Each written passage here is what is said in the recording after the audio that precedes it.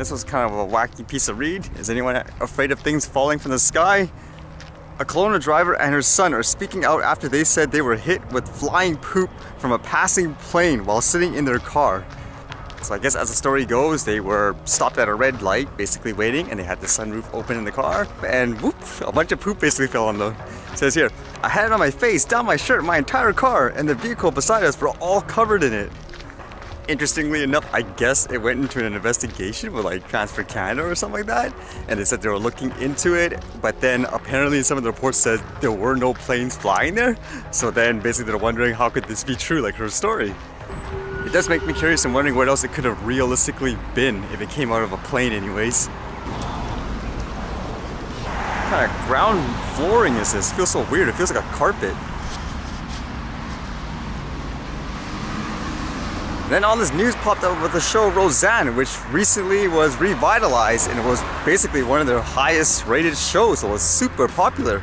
But apparently she made this comment on her tweet saying Muslim Brotherhood and Planet of the Apes had a baby equals VJ. And according to this, it says VJ is Valerie Jarrett, an African-American woman who was a senior advisor to President Barack Obama. So as expected, because of that comment, basically it turned into a big racism issue. And despite the ratings and stuff for the show, I guess the network decided to cancel it. Then another interesting thing came out of it. Apparently she was saying, I guess part of the reason why she posted that message, it was basically due to the fact that she was on some kind of drug called Ambien, and it was 2 in the morning. Basically as a way to say, hey, she wasn't thinking properly, like she knows it was inappropriate or something along that lines. And basically that got the drug company to make a comment about it. It almost sounds kind of weird. It says, Ambien maker responds to Roseanne Barr. Racism is not a known side effect. People of all races, religions, and nationalities work at Sanofi every day to improve the lives of people around the world. While all pharmaceutical treatments have side effects, racism is not a known side effect of any Sanofi medication. To my knowledge, from what I read, that drug is supposed to help people go to sleep, so people who have insomnia and stuff like that, but geez, what a weird situation. One thing I was thinking though, it's really unfortunate for everybody else that was involved in that production because of that. Basically everybody essentially lost their jobs in many ways. It's a little unfortunate, which makes you wonder, should the whole thing have been cancelled in general, or should you have just replaced her, even though she was, quote, like, you know, the star and the main character?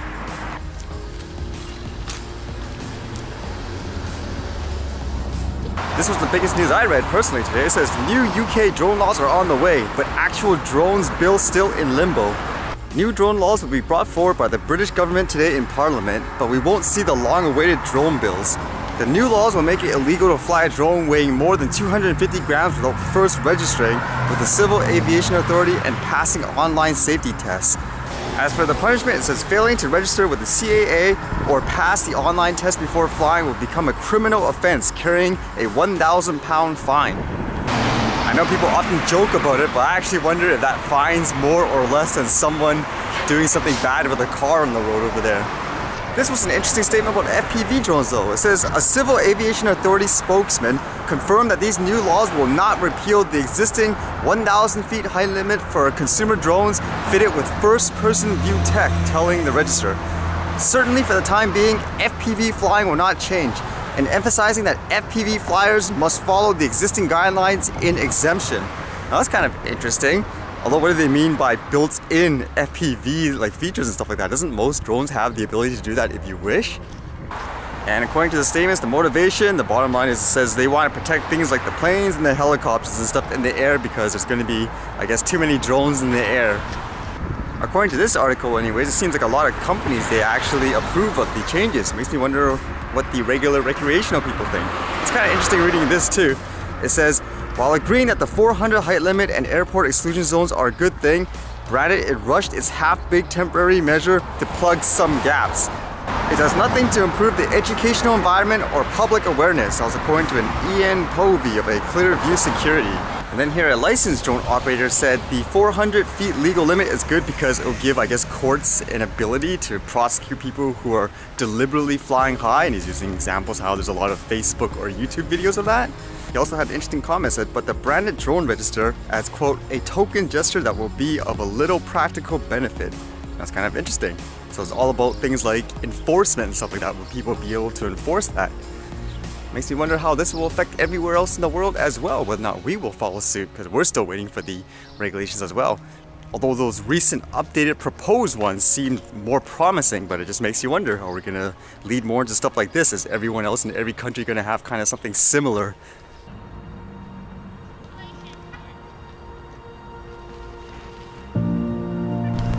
So many more people staying out now. The weather's all good and all that, although it might rain again.